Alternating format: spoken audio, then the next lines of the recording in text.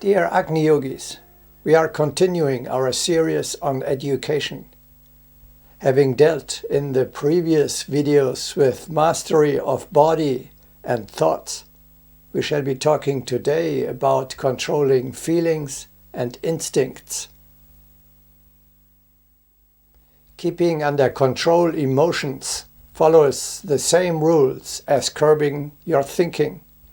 What we had already said on this topic in the video Mastery of Thoughts applies to your feelings as well. That is why many things need to be only briefly repeated today. In any case, it is nearly impossible to separate thoughts from feelings.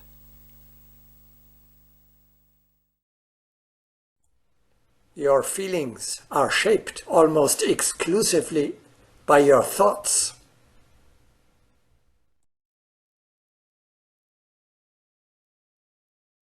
It is difficult for people to perceive through straight knowledge.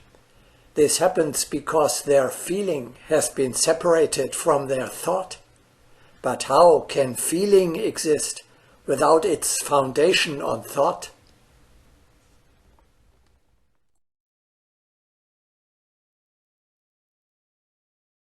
I feel bad. Is that a thought or the feeling of being dejected? Poor me. Why does it always have to hit me? Is that a thought or the feeling of self-pity? I am afraid of death. Is that a thought or a feeling? In any case, this mood will disappear as soon as you direct your thoughts to the immortality and imperishability of your soul, which confirms that mastery of feelings largely amounts to mastery of thoughts. Why is it so important to control my feelings? For two reasons. First, your feelings make you see things in a certain light and color them, so to speak. This emotional view has nothing to do with reality.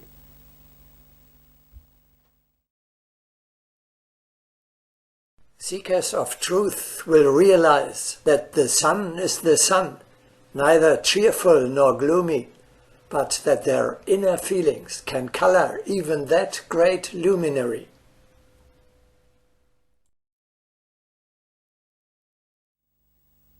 You become the victim of an illusion of Maya.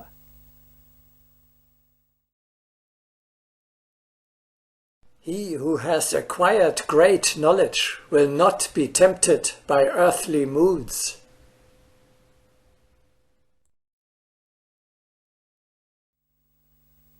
Above all, however, you are weaving, as with every thought, so also with every feeling, the subtle structure of your eternal individuality.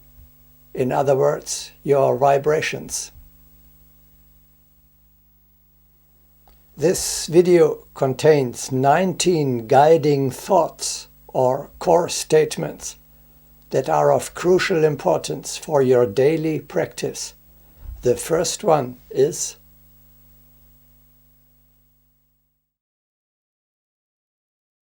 it is not the external circumstances that shape your soul, but the feelings with which you react to them.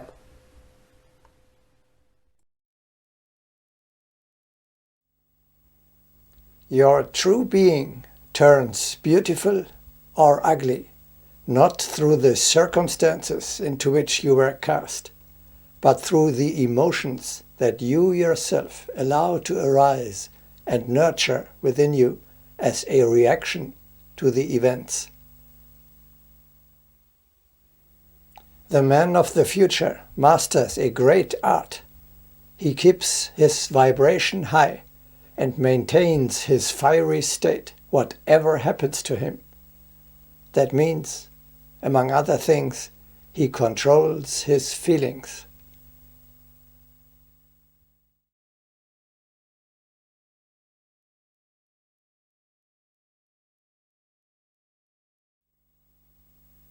We shall first talk about mastery of feelings in general.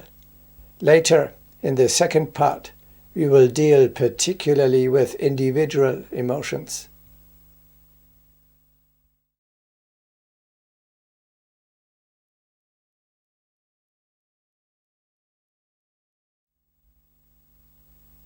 Your emotional nature, like your physical body and your body of thoughts, is a living being of its own kind. Do not identify with your feelings any more than with your body or your thoughts. It is not you, your true self, your eternal individuality who feels, but your transient body of emotions.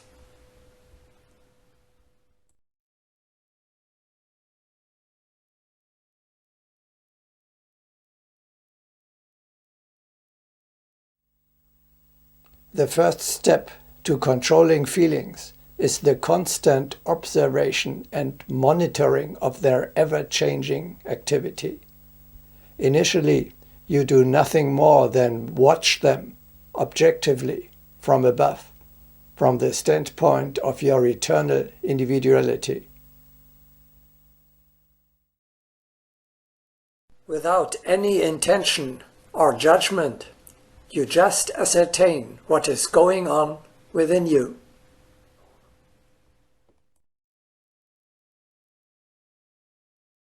My tool, my emotional body, feels joy or sorrow, indignation, insult, offense, or injury.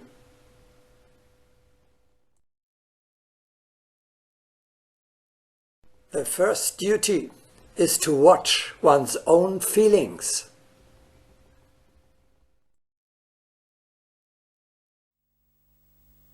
In a second step only do you examine the value of each individual emotion in order to reject unwanted and to nurture desired ones.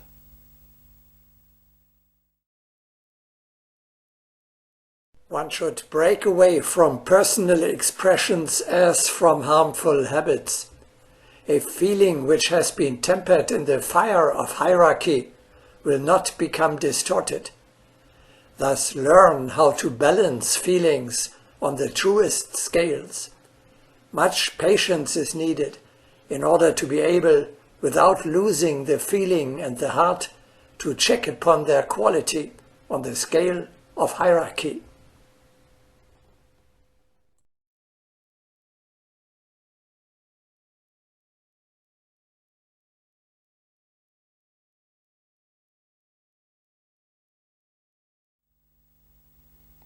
Self-mastery is the first and fundamental exercise when we are about to create the new man.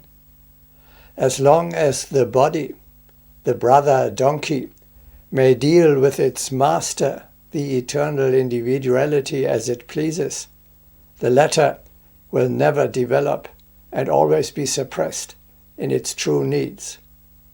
The same applies if you allow feelings to overpower you uncontrolled. Just like your body and your thoughts, you must also control, purify, educate, and refine your feelings.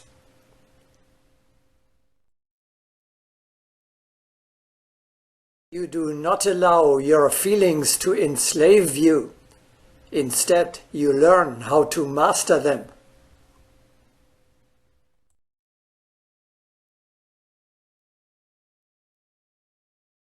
What does that imply in concrete terms?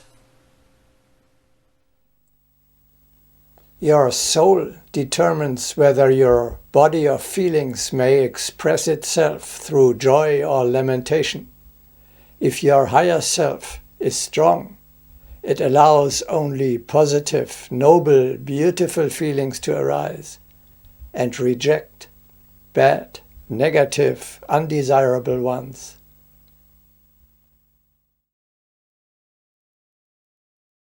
At the present time, one needs especially to know how to control one's own feelings.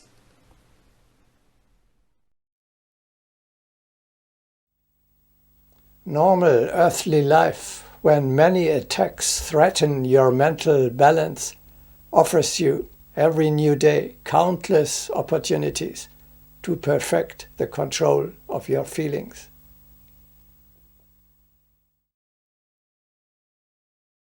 The ability to control one's feelings is the result of long training.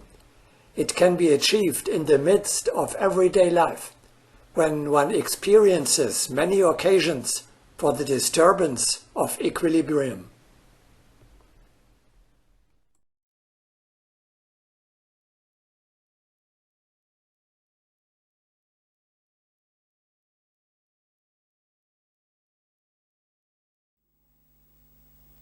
Lower emotions that are not compatible with your true higher nature, irritability, anger, doubt, aggression, self-pity, dejection, weakness, fear, sorrow, worry, hurt, offendedness, envy, loneliness, disappointment, hopelessness, or impatience, you should consciously drive away like annoying flies.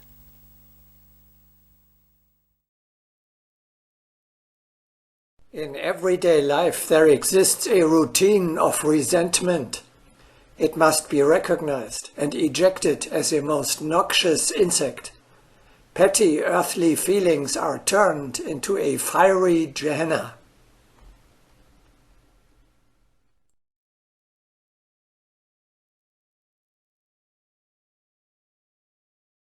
I advise that one observe oneself carefully and consciously eject doubt, irritation, and self-pity.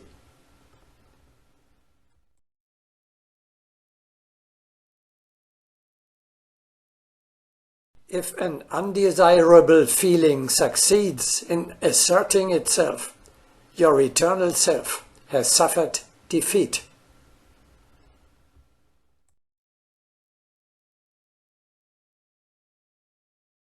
There was an ancient game in which people tried to make each other angry. Whoever became angry first was the loser.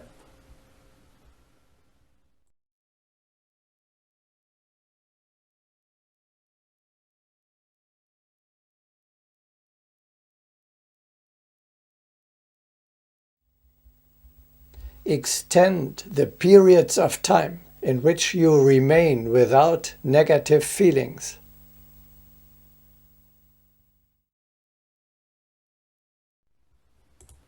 One should be able to spend at least one day without feeling the slightest irritation.